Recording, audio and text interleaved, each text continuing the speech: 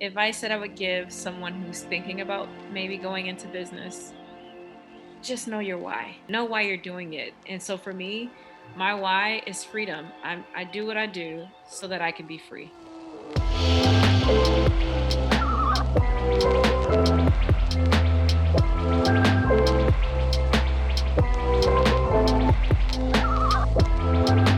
Hello, everyone. I'm Hallease, and welcome back to the series Convos with CEOs, where we have candid conversations with founders to see what it took to get their brand in Target stores. If you missed the previous episodes, you can watch them here. Today, we're going to talk to Naila Ellis Brown, founder and CEO of Ellis ILTs, and learn about how she went from selling beverages out of her car to being the largest Black-owned beverage company in the United States. Let's get into it. So I started Ellis ILTs about 13 years ago as a college dropout. So my original plan was I had this grand plan. I was going to go to college and get a business degree, and I would work a job on Wall Street. I would get this super high paying job, and I would work there for like 2 or 3 years, and I would save every dime, and then I would quit that job and then go after my true dream and start a business of some kind. However, freshman year, first semester, I realized how student loans work, and I would have graduated north of 100 grand in debt. I went to Howard. That just did not sit well with me, leaving school with that much debt, only to start a career as tough as entrepreneurship. And so I dropped out and moved back home into my mother's basement in Detroit. And the trial and error began there. And I chose the beverage company because this is something near and dear to my heart. And it was a way to connect with my paternal side and carry on the family legacy. The recipe was passed down by my great grandfather. He was a chef on Marcus Garvey's Black Star Line, and he came into America through Ellis Island. And so it had never been written down before me. It would just be passed down. And so it was given to me like this. I'll never forget: a couple lemons, couple limes, some oranges, and some tea bags. And there you have the recipe for this unnamed tea at the time. And I could not wait to go back home and try it out. And I made my first batch, and it came out absolutely horrible. It was disgusting. The color was brown. The tea is red. And when I made it, it came out brown. And it tasted horrible.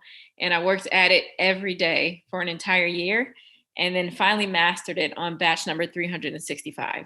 Now what? Like, now it's time to get it to the market. I started out selling tea out of my trunk. And so I would brew tea at night and put it in bottles. I would bottle it by hand. No labels, no nothing. My first label was a Vista print business card, and I would just tape it to the bottle. And then I would just drive around the city. The next morning, I would put some ice over the bottles and drive around the city. And wherever I saw people, I would get out and just try to sell it. And then fast forward to today, I'm the largest Black-owned beverage company in the country. And I want to dig into the fast forward part, because everyone gets excited about, like, yes, you are the biggest Black-owned beverage company in the United States, which is amazing. Like, you let us celebrate that. But also, I want to focus in on like what that actually took, because I'm still trying to like piece apart the process of going from like selling drinks out of your car to I'm still trying to process that myself. Yeah. I'm still processing myself. Trust me. Yeah. So I'm like, hold up, make it make sense though. So like, Right. so yeah, like selling out of your car to biggest Black-owned beverage company in the United States. Like, are there any moments where you were just like, and now we're out of the car and we're in my somewhere, you know what I mean? Like, what was that tiny step in there? What was that one? So started out selling tea out of my trunk, and then I started renting a shared kitchen space. And then from there, got my first grocery store or small bakery to carry the product. And then from there, I got a larger chain store. And then from there, I got another one. And then it we opened up shop ourselves and went into production. I couldn't find any bottlers. It would have been a lot cheaper to just have a co-packer or a bottler do it for us. But I wasn't in it to save money for myself. I've been in this thing to improve quality of life and offer high quality beverages. I didn't want to go to syrups. So bottlers, it's much easier for them to use a syrup and mix it with water and then put high fructose corn syrup or sugar, processed sugar. I didn't want to do those things. I wanted to use real tea leaves. And so I had to create, there was no co-packer that would do that. So I had to open up shop and create a whole manufacturing process for us to be able to use real hibiscus flowers and real tea leaves, because no bottler would do that for us. Then we opened up shop and we've been in manufacturing in-house about 7, 8 years. I have no sense of time. And then from that point, um, yeah, I got that call from Target. I remember that like yesterday. I mean, it was recent, but I remember that like yesterday. And then from there, it was, okay, how are we going to fill the largest order that we've ever filled? And then we just figured it out. And I love that's something that I find that people don't realize. Like, yeah, when you can say something like, yeah, my product is in Target, people don't realize that, like, one, they're excited for you, right? Which is great, happy about it. But people don't realize that with big opportunities, all opportunities are a chance to work more, or a chance to rise to an occasion. So it's like, basically, in so few words, yeah, I basically got an absurd order Right. that I need to fill. And I need to like expand exponentially very quickly. Yes. And our filling that initial set order for Target, my plant ran 24 hours a day, 7 days a week. And we were down to the wire. And I recorded some of the footage. I never posted it though, because I always get shy. But I think what I recorded, we had like 10 days left to fill the order. And we were worried about not completing the order, but we did. We always finish. But it was just like, how? Because when you look at reality, there was no way we were going to finish the order. But I've never been a reality acceptor, only a reality creator. And so we created a way and we finished the order right on time. But yeah, it was, nobody saw me for like 3 months when we were trying to finish that order. And just because of how much, like you said, when you get these large opportunities, these are opportunities to work. And so we had to put in that work. And it was nerve-wracking. There were a lot of sleepless nights for me and my team. But we did it, and it's very rewarding in the end. Just, it feels great. Can you talk a little bit about, because you said you remember that call like it was yesterday. Can you tell me a little bit about what it was like getting that call from Target? But when I got the call, it was from somebody on the Target team that I've been working with for 6 years. He had been trying to help me get on the shelves in Target.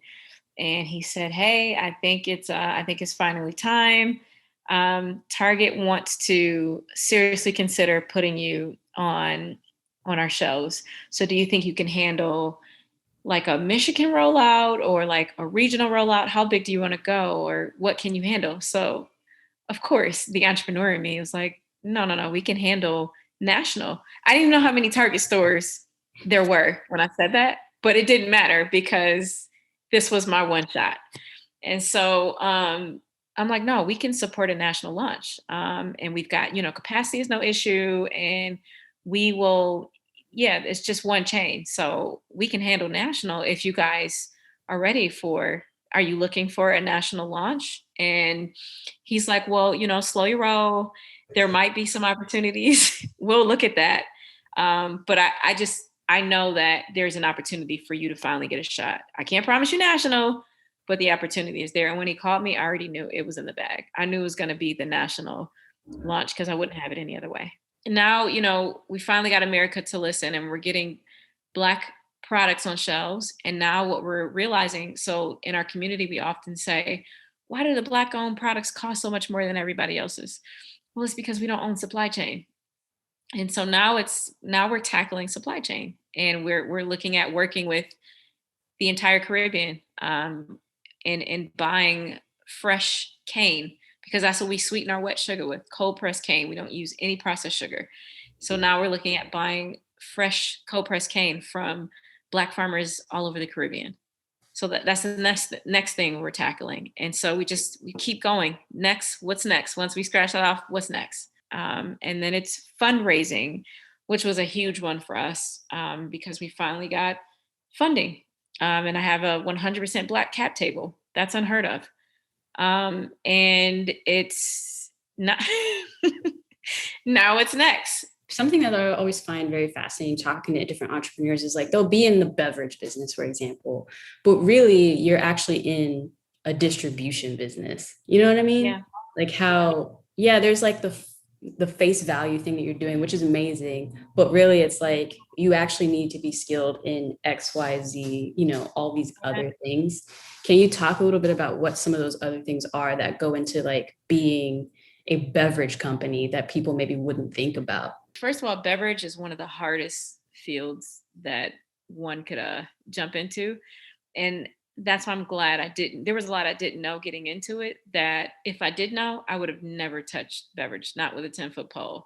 And so I'm glad I didn't know a lot. That I was learning as I went. It's just, there's so much. It's the hardest, beverage is the hardest thing to market, especially iced tea, because it's so oversaturated. But then the part that nobody sees is getting it to the shelf, like literally the logistics side of it. So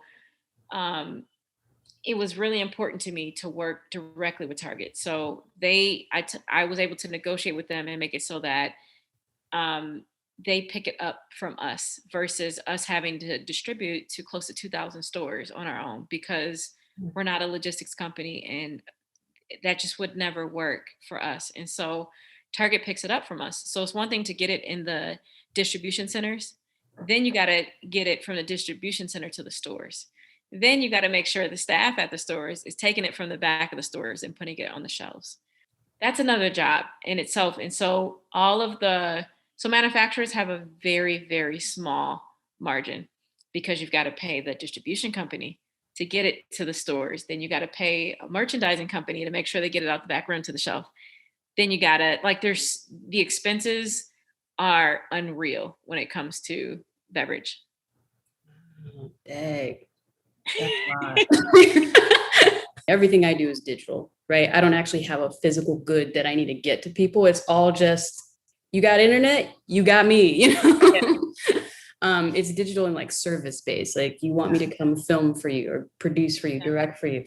And so, yeah, my big excitement with doing this series has been like, dang, how y'all get it there though? You know? Yeah. It's like, I'm stressed about the Wi-Fi going out, you know what I'm saying? Yeah.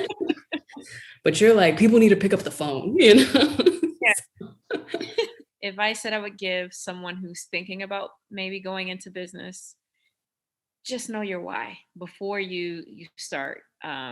Before you start anything, whether it be a career, working a job, starting a business, know why you're doing it. And so for me, my why is freedom. I do what I do so that I can be free. That is my motivation behind everything I do. I just want to be free at the end of the day. And entrepreneurship is my freedom. That's how I'm able to keep going. Because if you don't know why you're doing something, especially entrepreneurship, you're going to go crazy. And so any advice I would give to someone considering going into business, just know why you're doing it. It can't be about the money. Yes, we all know we know success stories of people who dropped out of college and then became billionaires. But that can't be, yes, I enjoy money. I like money. Let me just set the record straight. But that is not the why. That's not why I started. It's for positive impact globally for people who look like me. And so just being clear on why you're doing it, I think that is the foundation. You can start building on that. My continued learning for this episode is a little more introspective. If you're thinking about starting a business, in the comments below, let us know your why. Is it to uplift your community, or maybe it's to fill a need? Let us know. Again, if you're new here, consider subscribing so that way you don't miss any more episodes in the series. We still have one more to go. A big thank you to Target for sponsoring this. I'm Hallease. I'll see you when I see you.